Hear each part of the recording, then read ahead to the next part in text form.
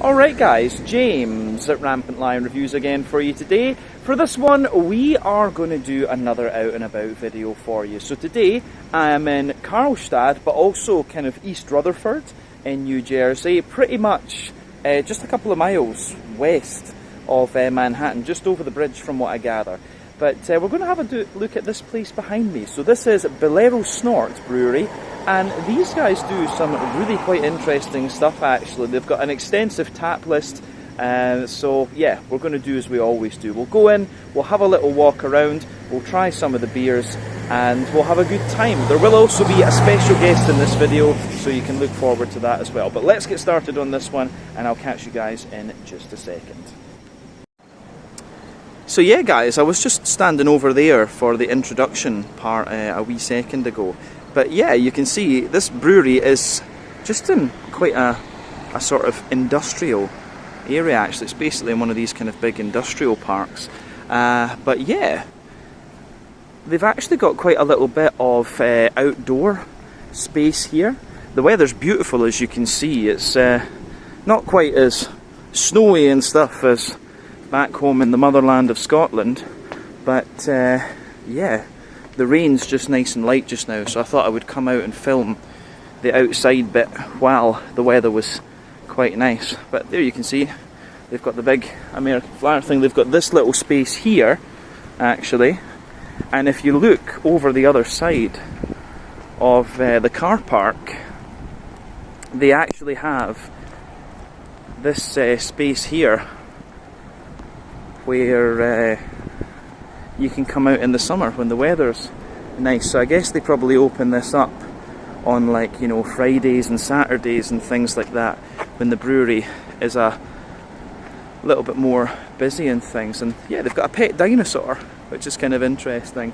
But yeah, that's the back entrance to the brewery there, where I guess they get all their deliveries and things like that. But yeah, let's just take a wee walk back round and go in the main entrance. So yeah, this must be quite nice when it is sunny. As I say, we're just here, I guess we're just here on the wrong day, but it's luck of the draw when you film these videos. So yeah, we'll just come up here. There you can see the Bolero Snort Brewery sign, and we've got the door here. So if you come in, oh, who's this person that we found? Who's this person? So guys, we have Massive Matt of Massive Beer Reviews. It's so random to bump into you here. I like your case. Yeah. Is that your name? That's my name on the case, yeah. So yeah, this is your little tap room that you have here. Lovely artwork on the walls. I have to say that it's pretty cool. I do really like that. Yeah, it reminds me a little bit of Neon Raptor actually in England. So yeah, I don't know if I think there's an upstairs part as well of the brewery. But yeah, when we came here on Monday, this is the part that's open. So yeah, it's time then, I think, at this point to do the first tasting. So this is the review you're going to see in just a second, a Mexican lager called El Chupacabra. So you'll see that just now. Alright guys, well, as promised, we are going to do some tastings here, and as you can see, Mr. Massive Matt is joining us for this one. So yeah, the first beer that we're going to have a little look at, because we both love lagers, this one is called the El Chupacabra. Chupacabra, yeah. So, little backstory, we're in Bolero Snort Brewery in New Jersey. As you can see, there's a lot of cow motif here. So that's the reason for that name. Oh, right, I see. Chupacabra, right. Yeah. I get it. Alright. So, yeah, this is a Mexican lager, 4.6% ABV. For those of you that don't know, the basic idea of a Mexican lager is that it usually contains a little bit of corn and a little bit of rice. So yeah, I love Japanese rice lagers, I love my Mexican lagers as well. So yeah, it's nice to be over here in the States where this style has a bit more popularity than Europe for sure. But yeah, we went for, was this a 20 ounce? Oh yeah. So yeah, Proper. this is a 20 freedom ounces pour. That's going to be, what is it, 16 as a pint? Correct. So this is going to be somewhere, this is like a little bit more than a half litre, I think. Something like that. Yeah, because that'll be what, 19.5? Oh, I have no idea. Yeah. I don't know. I'm still not used to it. America needs to use the metric system, it makes more sense. You're not going to get an argument from me, man. Yeah. But yeah, as you'd expect from Mexican lager, lovely kind of kind of pale golden straw sort of colour. This one's got a lovely little bit of natural haze to it, quite obviously unfiltered. When it came out, about a half finger of frothy white head. Not much visible carbonation, I don't think. No, I think the haze kind of takes care of some of that, because it is a little bit hazier than you expect for a Mexican lager, but as a craft lager that hasn't dropped out, you know, it kind of makes sense. And it's fresh at source as well, so yeah. Aroma then, if we have a wee look at that. For me, this one is more corny than it is ricey. For me, maybe because I already taken a sip of it, you haven't, but I feel like there is an addition of like a lime or a lemon to it on top, like an adjunct. Oh, okay. That's interesting. That's how it comes off. But it's very lemony for me on the nose. But like you said, it definitely has that kind of corn kind of. I always confuse corn and rice. For me, they do come off similar a lot of times aromatically. But you can tell it's just not a straight, just like Pilsner malt kind of thing. It definitely has something a little bit sweeter. Oh, like yeah. The way corn kind of comes off sweet-wise. Yeah. No, I mean, for me, like this one, this Mexican lager has quite a little bit of an almost American take on a German Helles type quality to it, if we can call it that. As I've said in many reviews before, for me, American grain is just a bit sweeter than European grain.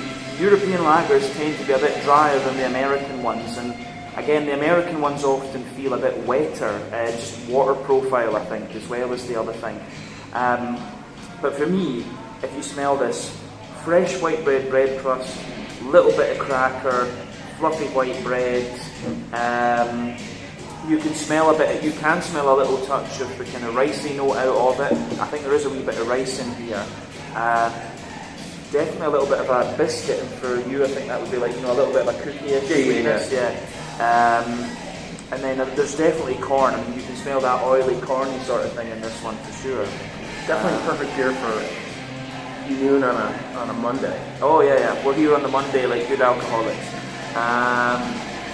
Anything else on the malty yeasty side? No, you covered it all. Hoppy side for me then, it smells like it might be one of the American noble-ish type hops, like Nugget or something like that. Yeah, see, I personally would go like traditional Euro. I would go like Zazie. See, for me, if it was Sats, it would be spicier. I think if it's European, it's most likely Hallertau or Technine. Yeah. Because you see how it's got that earthy, herbal kind of note to it, and it's very smooth. The Sats hop's just a bit more spicy and floral, I think. I understand that. I just think there's that corn is kind of pushing down a little bit. The expressiveness of the hop, you know what I mean? That's where it comes off. Oh, that's definitely possible, yeah. We'll be able to tell on the taste anyway, I think. Dive right in, or keep going? I think the only other thing I would say, fruity-wise, a little bit of apricot. For me, it was just, like I said at the beginning, like very much a lemon, lime. Oh, I do get the lime, yeah. Yeah. A little bit of apricot, a little bit of lime. But yeah, let's have a taste of this one then. El Chupacabra. There we go.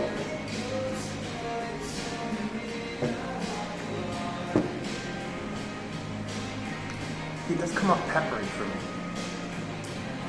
Oh yeah. Peppery and limey, like almost like margarita actually.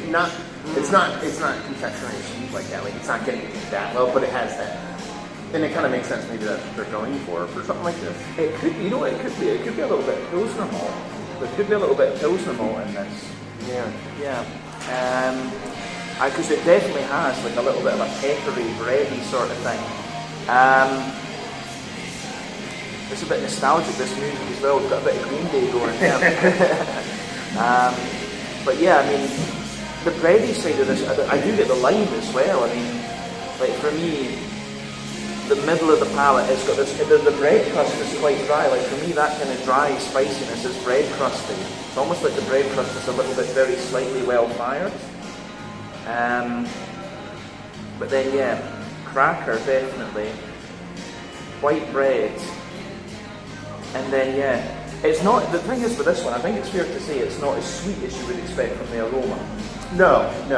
But it's not. I don't think it's undersweet. I think let me rephrase that. I think it's probably sweet for a craft version of a Mexican lager. Because the thing that this lacks, which I think most Mexican lagers do, is that ultra snappy cleanness. Since this is hazy, since it's not completely filtered or dropped out, while it drinks clean, it does have a softness to it. You know what I mean? I like it. It almost like coats your tongue a little bit, to the point where I think a lot of the flavors, like that lemon limeness, that crackly that you talk about, kind of it lingers way longer than the Mexican lager typically does. Yeah, I mean, if I was tasting this blind, it wouldn't surprise me if it had a bit of wheat in it. Like if I'm thinking about that, it maybe a slight touch of like German, and that's where you get that body. You get the bitiness out of it. But yeah, no, I mean, the bready character is white bread. There's not really even like a brown bready sweetness to it. In the aftertaste, like above the bread, in the middle of the palate, there's like this little more oily, ricey. There's a bit of rice in there, like a slightly spicier rice further forward, but then corn, I think, in the middle of the palate. Well, corn is, I mean, for me, it's just like up front the most prominent portion of the show here. But I think a lot of times when you're drinking a Mexican lager, you just almost assume that's part of the conversation. So it's like you just kind of gloss over it, but it's definitely there. To me, honestly, the most surprising thing is that citrus, and I keep going lemon lime because it vacillates between the two in combination with you sip the bittering gets a little more peppery and a little bit more spicy, and it's a little bit more aggressive than I thought it would be, but not in a negative way. No, it absolutely builds into the aftertaste. I mean, the more that I drink this one, I think you might have been right about the Sats hop.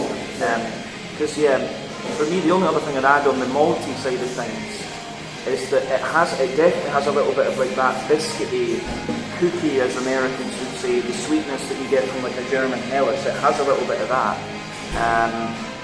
And the yeasty side of things for me has a little bit of that snap to it. Like as I say, it wouldn't surprise me, like on the back third of the palate, you get this little bit of like wheaty, black peppery bitiness to the beer. On the hoppy side of things, like on the back corners of the palate, earthiness is quite visible in this one. And as you come further forward along the side of the tongue, spicy floral aromaticity. And for me, the difference between the German hops are always very bright and distinctly floral and grassy, but also quite smooth. The Czech hops have that spiciness to them. So yeah, you do get that spicy Sats thing. The other thing it could be would be one of the German hops, like Hercules or Pearl, that's slightly higher alpha acid. It could be that, but I think you're right. I actually think you're right on the Czech things. Yeah. Well, like like for me, and this could be, I just came from beer tube cruises, so my palate's a little bit kind of beat up. For the level of sweetness it has, it finishes really dry for me. Yeah. Like really dry. Like to the point where it's like making me want to keep going back for a sip, because the longer I don't take a sip, the more my mouth is kind of drying out. And with the level of sweetness it has, even though it does have that, that bit of spiciness to it, and it has that kind of hazy yeastiness to it, I'm surprised at how dry it is, but it's a positive thing, not a negative. Oh yeah, it's good. I think the only other thing to cover in terms of flavour is the front third of the palate then. So generally speaking, I find that sweeter flavours come out further forward, more bitter flavours come out a bit further back and on the sides of the palate. So front third of the palate, I think you've got the bread crust, the white bread, then that little oily bubble where the fruity esters come out. The fruity ester for me at the back of the front third of the palate, you actually get a little bit of a stronger citrusy zest. Oh yeah, it's quite aggressive. It wouldn't surprise me if Centennial was in this, actually. I almost feel like there is an addition. Yeah. There's a citrus addition, like there's a zest addition, a citrus addition. There's something added to it that's coming not from hops. It's actually like I assume they would list it, but they're almost like they condition it on the zest or something like that. That's how vibrant. Yeah, I mean, I would say, like, I suspect, either Centennial, maybe Equinaut is another option. One of these more lemon, limey type hops. Motueka from New Zealand would be another one too, but it's America, don't know. But yeah, you can feel in the green component, you can feel in the front tip of your tongue, whenever you add adjunct into a beer, it suppresses that green component. And this beer is interesting because on the sides of your palate, spiciness, that Czech Saxon spiciness, but on the front of your palate you can feel the wetness from what feels like an adjunct. Yeah. And then just the way that lemon lime citrus comes out for me, I've rarely had it expressed like at this level in this kind of beer. Yeah. Like on it, because even if you add, let's say you add like some of the hops that like you mentioned, like Luquette or something like that on a dry hop, which is where it would have to come from. There's no way you're not getting a onion, scallion thing going on. I don't think you can avoid that from a New Zealand hop or something. There would be more to the citrus than just citrus. Unless you use like lemon drop or something like that. It would just be, there would be an additional like hop expressiveness you're just not getting, and that's why I think it's like an adjunct. Yeah, it's interesting that. Yeah, I could definitely see. For me, the higher alpha acid as well. It has got a bit of spiciness, so it's obviously early edition hop. It's interesting, this one. It's not. I've not had a Mexican lager that's quite like this before. This one's quite unique in This is their version of a Mexican lager. It's an American Northeast Jersey Mexican lager version of their. You know what I mean? They do their own thing here at Bolero Snort. They're not afraid of. They're not whipping open the BJCP guidelines when they get there. Let's put it that way. Oh yeah, no, exactly. That's clear. Mouthfeel wise, then to round off, light-bodied. But it has a softness to it that, like, again, you open that BJCP book, I think it's not what it's supposed to be. Because you're thinking of Mexican lager, you're thinking crisp, you're thinking clean, you're thinking crystal clear, light, ultra drinkable, and I think this has a softness that I don't hate. Like, because it's that cool combination where you're getting the drinkability of a lager, but a little bit softer finish because it is obviously not filtered and not dropped out completely. Oh, yeah. No, it's nice. I mean, for me, I think... it definitely has a bit of bitterness to it. 30, 40 IBUs is not out of the question for this. The malt base, as I say, the malt base also has a bit of dryness, so you have to talk about calculated bitterness versus perceived bitterness. Yeah, that's why IBUs half the time don't really make sense, because it's, you know, you could have a Russian Imperial Stout is going to be 100 IBU, well, it's not going to come off. It's not going to like that, yeah. Yeah, exactly. So yeah, for me, the malt base has dryness underneath, smoothness in the middle, bit of sweetness on top. The fruity character leans toward that more citrusy, zesty side of things. You've got a wee bit of wetness there, suppressing the green component, actually. So, this is an interesting one, this. I think that's everything we need to say about it. I'm good with it. Yeah. So this was the El Chupacabra, 4.6% ABV, the Mexican lager, our first beer here at Bolero Snort Brewery. Our first video together ever. Our first video together ever, yeah. I'm welling up with emotions right now. Yeah, this is nice. But yeah, this is what I love. I love coming to do out and about videos with YouTubers in their kind of local places. So this is pretty awesome. My first time here. Yeah, that's it. Well, yeah, we'll catch you guys. I think we'll do at least one more tasting. I think we'll see how we feel after that, and we'll see, because there's a big list here. You'll see that in just a second. We're trying to cover some ground, so. Yeah, you'll see the tap list in just a second. I'll show you that in a minute. So, catch you guys with that. Cheers, John. Alright guys, well, there's quite a big tap list here at Bolero Snort, so I thought it was better to take one of the menus and just kind of go down it this way. And for reference sake, we're here on the 18th of September 2023. So they've got their new beers listed at the top. I ain't got time to bleed, and I ain't got time to PSL. These are different Märtzens. And then quite strong Märtzens, we have to say. Then Shattered Hops the Fool, which is a New England Hazy Imperial Double IPA. Flight of the Moonicorn, a sour at 9.1% ABV. Donut You Forget About Me, which is another sour. Fireman Ed's New York JF Lager. Basically, yeah, some kind of football reference that I'm not going to understand. But yeah, in the sours, they've got the Sour Pasture Calvis, which is a watermelon lime, the Jersey Vice, the Hypnotic Pattern. They've got a few IPAs there, the Pineapple Bullwhip, which is a milkshake IPA, the OVB Orange Vanilla Bullsicle, then the Juicy Pebbles, which is another New England IPA, the Peb Light, and then they've got a few lagers there. There's no ryeing in Base Bull, El Chupacabra, which is a Mexican lager, Jersey Sarcasm, which is an American lager, a few wheat beers, which is they've got a Pina Colada in there, the Jersey Wit, the Oktoberfest beer. Then they have the barrel aged things, which are big bottles. But yeah, it's just interesting. Yeah, you can get a few different 4-packs and things like that, and some hard seltzers and stuff as well. But that is a little look at the tap list here at Bolero Snort. So let's leave it at that for this little segment. Alright guys, well, a little look at the merchandise you can get here at Bolero Snort. So it seems they've got quite a vast array of different t-shirts. So yeah, over here, yeah, you've got these ones which looks quite nice. You've got Fireman Ed's as well, New Jersey Football Lager or something like this. The Shattered Hops, I think that's the front side of the t-shirt there. But yeah, they've got all of these things here. Bolero Park, Fireman Ed's again, the Shattered Hops, Jersey, Sarcasm and all this. But they've got different colours of shirts and stuff down here as well. So yeah, I think you've just got it in blue, you've got it in a kind of burgundy type colour and different greys. This one looks a bit different actually, Bolero Athletic. That's quite cool. Yeah, you've got a long sleeve one here, Bolero Snort. Yeah, and you've got the kind of, I think that's a girly top or a girly tank top if you can call it that. But yeah, you can get your glasses and things here, different sizes. There's what your crowler's going to look like if you buy one. I don't know if the sunglasses are for sale, but there's another couple of glasses there. Your lovely kind of pint glass and things. And yeah, they've got a few little just award decorations up there, which are pretty cool, I have to say. But there's a little idea of the prices and things there. But $25 for a t-shirt.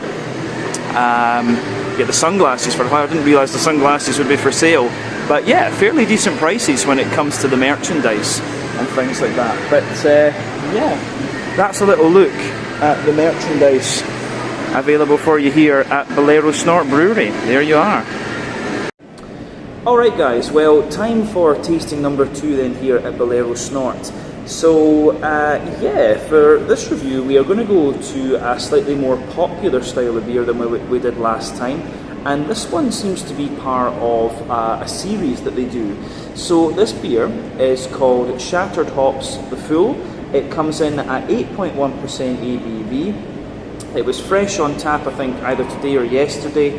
And it's a New England Hazy Imperial Double, whatever you want to call it, IPA. But this is brewed in collaboration with Pontoon Brewing, who I've never heard of, but these guys are apparently from Sandy Springs in Georgia. And the beer is hopped with Nectaron from New Zealand, and then Belma and Lotus, both of which come from the US. Lotus is a hop that I don't remember encountering before, although I could well have, because it could have been one of these experimental ones that's now been named. But yeah, Belma is quite an interesting one. We've had that a few times. I remember it being like quite pineapple-y and passion fruity really. But then Nectaron, interesting hop from New Zealand, really kind of big and orangey, hence the name, like yeah, Nectaron, nectarines. Kind of like that. But yeah, anyway, appearance wise this beer is pretty much what you would expect. Lovely kind of I would say mixed tropical fruit juice colour. Remember, the colour of your beer depends on a few things. One, the type of malts that you use. This goes a long way to determine your EBC rating. Length of your wort boil is going to play a role. The longer you boil the wort, the more the sugar's caramelised, thus you get a darker colour beer. Barrel aging and adjuncts can affect it too, but in the case of IPAs you don't often have to care about those latter two variables. Level of haze on this one, it's kind of what you'd expect for a double IPA, to be honest with you, but it's pretty damn opaque. You can see that if I put my fingers behind the edge of the back of the glass. But remember, the opacity depends on oat content, wheat content, and to a degree what yeast you use. When it poured, it had about a half finger of a frothy, kind of foam coloured head, and it's quite, you know, soft, foamy bubbles that are in there. Not a lot of visible carbonation in this one. I don't think we need to say much more about the appearance of this. This one is an 8-ounce pour, incidentally, so that is 1 pint is 14 ounces. This is going to be somewhere in the region of like maybe, you know, 275 millilitres, something like that, I guess. But yeah, anyway, let's have a wee look at the aroma and see what this one has in store for us. So, first off, you can tell this is quite an oaty leaning New England IPA. For me, the New England IPAs can lean a few different ways, so you should always think about like farmhousey yeasty character rather than grainy side of things. Those are a bit more common in American brewed New England IPAs, I find. But then you've got wheaty bitiness, oaty creaminess, barley malt bread, and the sweeter side of things. And the European brewed New England IPAs have evolved a little bit more along the lines of like Treehouse and Trillium.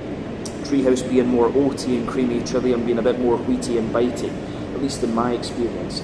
But this, you can tell straight away, this is a more oaty leaning New England. But quite a bit of barley malt as well, in fairness, and the barley malt gives you a bit of dryness the more that you smell of it. So the backbone of the beer is fresh white bready bread crust. You always get that. Teeny bit of cracker and wood. Lots of fluffy white bread. The wheat in this one, you can smell the wheat kind of densifying, spilling a bit on the table of course, but you can smell the wheat densifying that little bit of that bit of white bread in there. American wheat is a lot smoother than European wheat, I find, as well, but you have got, as I say, a nice kind of oaty, creamy character coming out of this one. And oats are always a good measure of how fresh your New England IPA is. The creamier they are, the fresher the beer is, the drier they are, the older it is. You can usually roughly tell what's going on there. But I do find American oats are drier than European oats. But yeah, there's a little touch of like Werther's Original Butter Candy Butterscotch in there, which you would expect from a double IPA because it's bigger in booze. And alcohol is, of course, a really important flavour component. But then, yeah, after that you've got the hoppy side of things. You've got a lovely sort of, you've got a lovely little bit, the green component in this one's very soft. There's a little bit of earthiness in there, a wet floral aromaticity, and then you've also got a really nice kind of wet grassy character to this one as well. Remember, New England IPAs rely on late addition hopping and dry hopping rather than early addition hopping, which is going to give you that deeper, danker aroma. But yeah, with this one it's really soft and smooth in its green component, which is lovely. Yeah, fruity wise, for me, it has like quite a juicy mango. It doesn't have that sharper peach or like passion fruit. Well, there's maybe a bit of passion fruit in this one, but it's a softer, juicy passion fruit. I don't get the grapefruit or the peach. Juicy mango, definitely apricots, papaya, bit of pineapple as well. It has like a little bit of a sharper, more citrusy note to it. It's almost, when I first smelt it, it smelt like a little bit of, it had like a little bit of gooseberry or something like that. A little bit like gooseberry. I wouldn't go as, maybe a juicier lime, like Motueka level lime, rather than the more aggressive like Equinox. But yeah, I think for the most part, juicy mango, bit of passion fruit behind it, apricot and softer papaya, more oily pineapple, and yeah, just like a wee touch of like a more oily, limey note coming out of this one, but a wee bit of almost like gooseberry or lychee type note as well. That's interesting.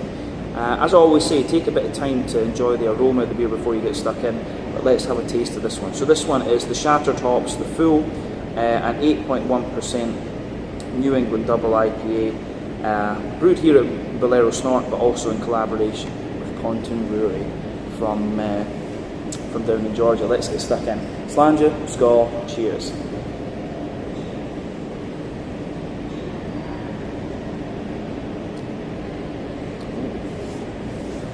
That's interesting, this one. Now, I'm going to say straight away, this one it is quite oaty leaning, I was right on that. But for its ABV, this one's actually incredibly wet and incredibly light in its mouthfeel. That's the first thing that strikes me about this beer. Yeah.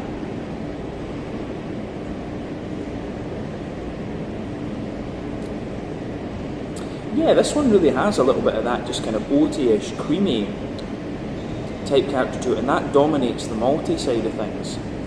And it feels like kind of wet, to be honest, as well. Let's just break it down and describe it for you more in depth. We can go through it. But yeah, middle third of the palate, the backbone of the beer, soft, white bready, fresh white bread crust in there. There's a little bit of woodiness, a little bit of like, yeah, a little bit of woodiness in there, and a little bit of crackery character as well. Then above that, you've got this almost like wet layer and then you start to get this kind of wet, liquidy layer in that malty side of the beer, which is kind of unusual. But then above that, you get this slightly more grainy, sweet wholemeal brown bread. Then you can feel the wheat layer just densifying it out. The oaty side, the kind of oaty part of the beer is really interesting as well.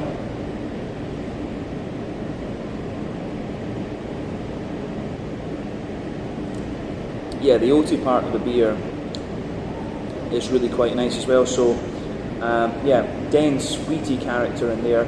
Nice kind of oaty creaminess coming out of it as well. You get the density of the oat down the middle line of your tongue. As you go out toward the edges of the palate, it's a little bit drier and things. And then in the dead centre of your palate, you get that sweet Werther's Original butter candy, butterscotchy sort of thing, which is that's the alcohol, of course. So that's really interesting. Back third of the palate, you have similar flavours. They just come out at different intensities. You've got the drier bread crust in there. The crackery layer's a bit drier.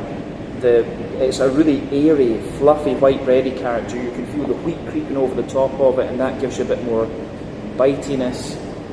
And then, yeah, above all of that, you get the yeast. And the yeasty side of the beer for me is like a dry, white bready type character. It's got a little bit of a woody and crackery note to it, maybe very slightly peppery. And then, yeah, definitely, on the back third of the palate, the flavour's taller. As you come further forward into the middle third of your tongue, it condenses down and squashes together that little bit more. Yeah, hoppy side of things then, green component.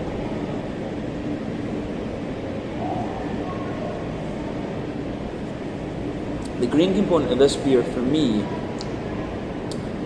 the back corners of the palate, there's a little bit of earthiness there. As you come further forward, you get a little bit more, you do get a little bit more of a kind of deeper, slightly spicy floral note coming out of the beer. And then, yeah, a little bit of floral aromaticity, as I said. And round the front curve of the tongue, the beer is just that little bit lighter and more grassy. And it's quite a wet green component, to be honest with you. Quite a little bit of a wet green component in there for the most part. Yeah, front third of your palate then, fruity side of things. Fresh white bready bread crust. Smooth white bread on top of that, bit of the oaty smoothness as well, then you get the fruits. So let's focus on those.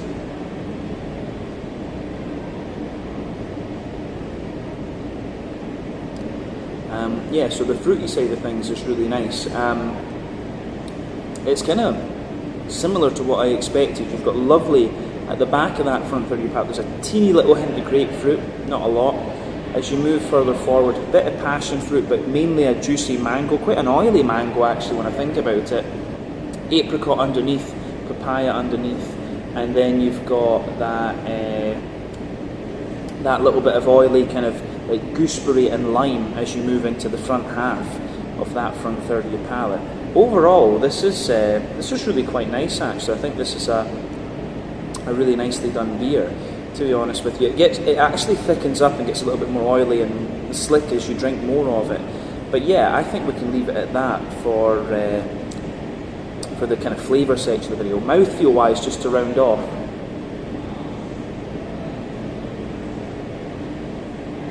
yeah, mouthfeel wise for me, this one, top end and mid bodied, carbonation is quite smooth, a little bit slicker and more oily, almost a little bit waxy in its mouthfeel. IBU count I think is a standard 30. I wouldn't be surprised if it's 40 though, because you tend to put a bit more bitterness into doubles than singles. So 40 IBUs wouldn't surprise me. You do get a bit of floral spice into the aftertaste. Malt base is a bit dry underneath, smooth in the middle, a bit creamier and sweeter on top. Then you've got that lovely kind of juicy, fruity character, but slightly a more oily, tropical fruity note coming out of this one. On the front third of your palate there. So that's really nice actually. The way that this beer goes together, I think, is really very nice.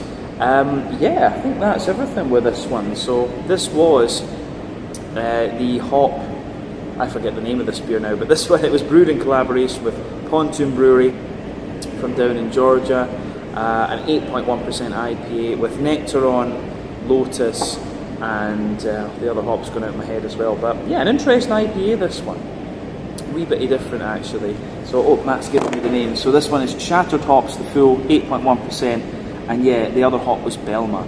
So yeah, that's the end of this one. I think we're maybe going to do a sour beer after this, but then yeah, we're going to go on to the next brewery. So I'll catch you guys in a second with something else. So yeah guys, if you come up the stairs, this room isn't open at the moment, but we were told we can come up and have a little look. They do have another little bar up here with this painting, Ghostbusters, made the villain from Ghostbusters 2 made to look out like the bull, which is pretty cool. But yeah, this is a nice little space up here too, but the main reason we came up here was to actually have a little look at the brewery itself, so you can see it's a pretty damn big operation, this one. Yeah, interesting stuff. So you can see they've got their canning line down there, they've got some of their barrels and stuff over that side, all their kegs and things. Yeah, I think they're obviously doing something there just now as well, but yeah, I think the brew kit is over the back here. I'm not sure we're going to be able to get a look at it from this particular angle, but yeah, very big fermentation capacity. Yeah, these look as if they're maybe about 3,000 litre tanks roughly. As I often say, they've got a few bigger ones up there as well, which look like they might be 5,000 or 6,000 litres. Not sure whether that's going to be in American barrels or freedom units, as I like to call it. But 30 yeah, 30 barrel fermenters. 30 barrel fermenters, Matt's telling me. So yeah, 30 freedom units. There you go. I think that's a good. I think that, yeah, one freedom unit is 1 American barrel, 160 litres. There we go. Now we've got a conversion. But to say, quite an impressive facility here at Bolero Snort Brewery. So there you go. That's a little quick look at all the shiny steel stuff. Alright guys, well, time for our third and final tasting then here at Bolero Snort Brewery. So these guys are quite well known for the sour beers. There was a whole host of them on tap, and as quite often happens with me when I'm presented with a brewery that I don't know, it usually just comes down to the best artwork, the best name, it's something like this, and that is most definitely the case with this beer. So the last one that we're going to have a look at today is called Flight of the Moonicorn. It comes in at 9.1% ABV, and they're describing this one as an Imperial Rainbow Sherbet Sour. The reason this one caught my eye, was because, you know, the national animal of Scotland, the motherland, is the unicorn. So Flight of the Moonicorn, who knew? Matt looked it up, and apparently Flight of the Unicorn is like a sequel to something. So it's a book, and you go across this magical journey in Scotland to find your unicorn mentor or something like this. So yeah, seems quite fun. But yeah, you can see that this beer, it didn't have any head on it when it poured. It's poured this lovely, I think to you guys it looks a bit orange, but to me it's more like a kind of peach or grapefruit type colour actually. Kind of hazy, so it's probably got a little bit of wheat or a little bit of oat in it. Not too much in the way of visible carbonation, 1 or 2 bubbles sitting on the surface and a few little ones just going up to the head there, but it looks nice. This is a little 5-ounce pour incidentally, which is probably about 150 millilitres or something like that. But let's look at the nose of this one and see what we have. I think we've covered the aroma. Yeah, aroma wise, you definitely get the kind of sherbety backbone to this one. It's almost like Skittles, to be quite honest with you. You could probably just say that this beer smells like Skittles and that would be it. For me, yeah, Skittles is probably a good descriptor of this one. It smells, for Americans, maybe saying as well that it smelled like Swedish fish. The sweets, it would be a good description too. We have Skittles over here. Oh yeah, there's lots of different types of Skittles in America that I haven't seen. The smoothie Skittles actually, the pink ones or the purple ones, whatever they are. Yeah, it really just smells like Skittles this. So to put it a bit more in detail, you've got a bit more of this kind of yogurt like petit filou, fromage frais type thing to it. It does have a little bit of like white bread as well. There's a teeny little hint of like a Werther's Original butter candy, butterscotchy sort of thing, as you're going to get from a sour beer like this when it's Imperial. This one's 9.1, so it's a bit of a monster. Yeah, on the kind of hoppy side of things, this beer doesn't have hops in it. You can tell that from the aroma. You've got a little bit of a placebo grassy type thing going on. on the fruity side of the beer. As I say, it smells like Skittles, so it's almost the most dominant fruity aroma you're going to get in this one is like slightly gooseberry, but mainly a kind of candied strawberry, maybe a bit of lychee as well as a good descriptor. But as you often get with these sour beers, they're quite simple in terms of their aroma and their flavours, but they're usually just very nice to drink. But I'm glad I got a small pour of this because, you know, for me sour beers are tasting beers, I think that's fair to say. But yeah, I don't know if we really need to say much more about the aroma of this one because it's pretty straightforward. So yeah, this one is Flight of the Moonicorn, 9.1% ABV, a rainbow sherbet sour. So let's taste it. Slàinte, skål, cheers.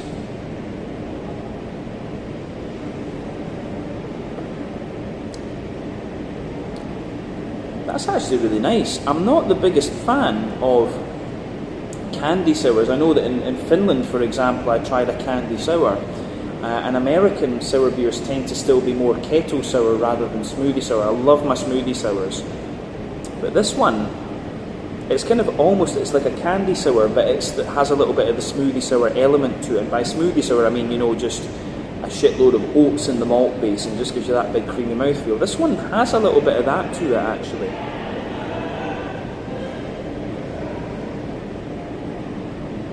But I like this. This gets a thumbs up for me. This is quite a nice place to round off our time here, actually. So for me, it's kind of, again, it's a very straightforward beer, this, but it's just really nicely done. And you can't ask for much more these days. There's so many breweries and so many beers out there these days, so many sour beers. You can just ask that they do nice stuff. So, middle third of the palate, a little bit of fresh white bready bread crust in the base, bit of white bread on top of that. Then you get this like oaty, creamy type thing sitting on top of it.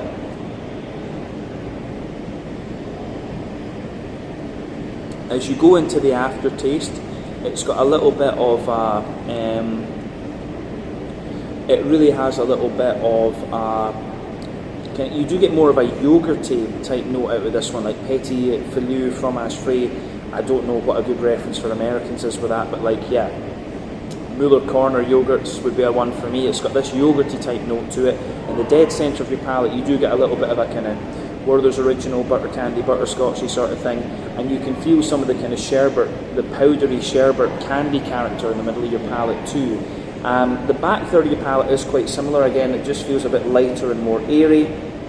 Some of the drier kind of, some of the drier bready notes creep over into the top there. You've got a bit of stuff going on from the yeast, which is more like a kind of dry brown bready sort of thing. Yeah. I think that covers what we need to say about the malty and yeasty side of the beer. Just, yeah, back third of the palate, the flavour is taller. As you come further forward into the middle third of the palate, it condenses down and squashes together. On the hoppy side of things then, back corners of the palate, you've got a nice little bit of earthiness in there, but it's quite smooth. As you move further forward, a little bit herbal, but then as you reach the front kind of curve of your tongue and things, you've got a little bit of a placebo grassy sort of thing. I'm pretty sure from tasting this beer, it's either got some very, very light German noble hop or something like that in it, or it's got no hops at all. There's a whole debate to be had about adding hops into sour beers. Back in the day with Heuses and Flanders Reds, they used to add old hops in because the bitterness, they didn't want the bitterness to take away from the sourness of the beer. These days, there's a lot of fruit and adjuncts and stuff being added into beer which would suppress the green component anyway. So it's always interesting to ask sour beer brewers what their hoppy mentality is. But yeah, for me, this beer, it doesn't have a lot of hoppy character at all. I'd be very surprised if this actually does have hops in it, to be honest with you. Let's round off the flavour section by having a wee look at that front third of your palate.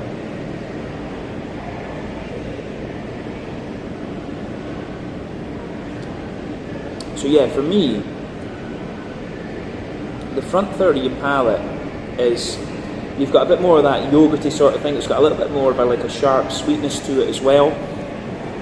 You have the kind of the Werther's Original sort of sweetness in there too. Then you've got the fruity side of the beer. The fruity side of this one, for me, in that sense, it's kind of like an oily strawberry, almost similar to what you would get from, say, Strata or something like that. There's maybe a teeny little bit of gooseberry, But yeah, it's a very candied, yeah, it's like gooseberry and strawberry, I think, lingering there on the front of the palate, and you get this sugary, sherbety type note just popping up from it underneath. So yeah, the way that this beer goes together, I think, is it's really quite nice and quite familiar. So yeah, I do like how this one goes together.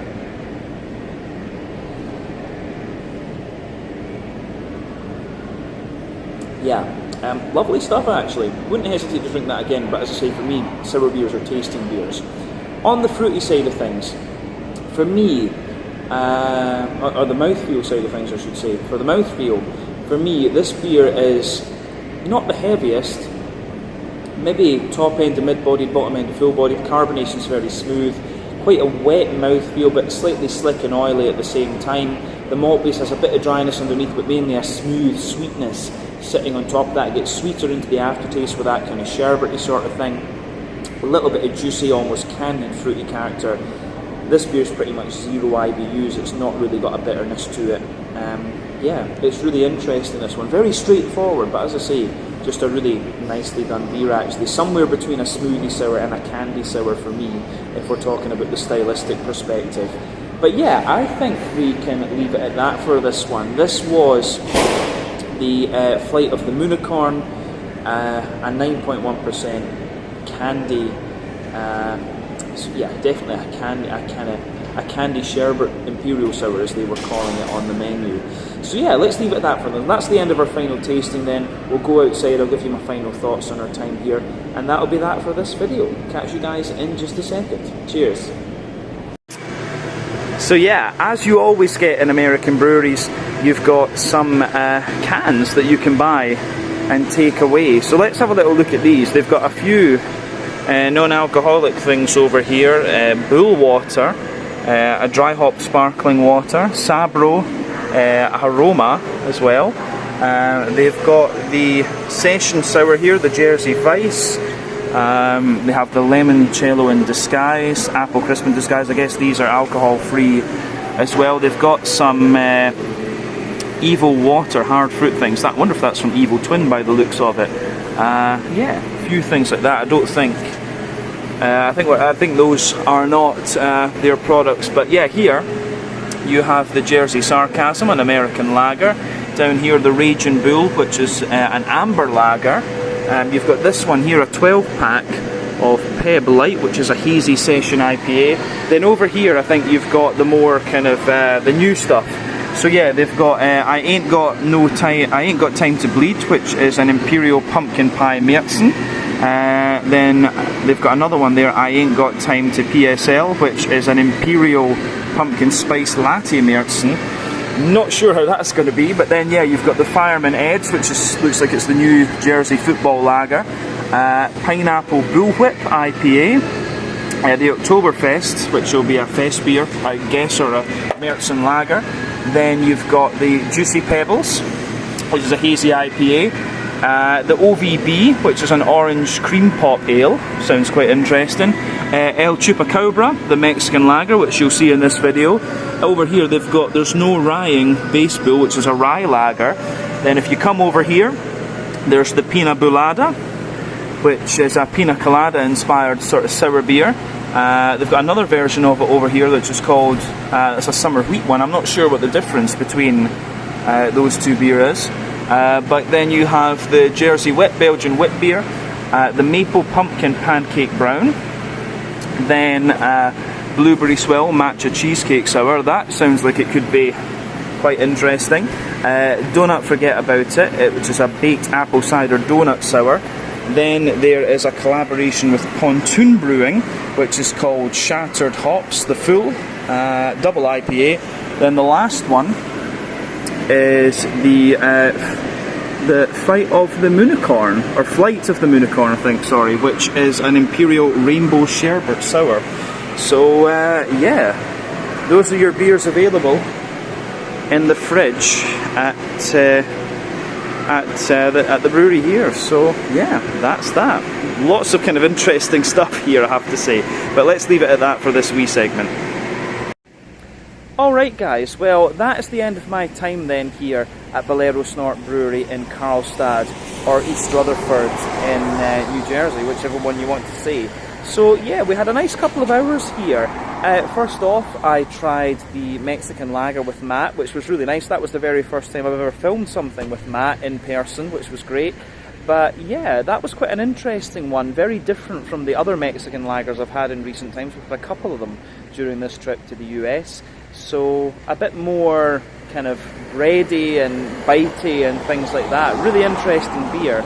Then I had the double IPA, which I thought was really nice. That was a beer that really kind of grew on me the more that I drank of it, and became more and more oaty and creamy as time went on. But really nice stuff. And then we rounded off with a little look at the sour beer, the Flight of the Moonicorn, and I thought that was a really interesting one. Very very much straddling the line between being a smoothie sour and a kettle sour for me. Kettle sours seem to be very popular in the US just now. Back home in Scotland, it's still very much kind of old school sort of woody type sour beers, and then in Sweden, of course, it's the smoothie sours that are possible. So that beer really found a very nice middle ground for me. In total, I paid €33 for both mine and Matt's beer. I'm guessing that mine would have been somewhere in the region of like $20, so that translates to roughly, you know, 17, 18 euros, about £15 sterling, something like that. So that gives you a rough idea of the prices if you're watching from elsewhere. But yeah, really interesting brewery, this one. From what Matt tells me, these guys are best known for the different kinds of sour beers, so come and check them out if you get the chance. So this is Bolero Snort Brewery in East Rutherford, Carlstadt, yeah, a couple of miles to the west of Manhattan in the northern part of New Jersey. But enjoyed my time here, really cool to film my first stuff with Matt, and I will catch you guys again in a little while. So, slange it, skull, cheers, check out Bolero Snort Brewery here in New Jersey. Forgetting which state I'm in, I was going to say Connecticut there. Catch you guys on the next Out and About video, and see you soon. Cheers.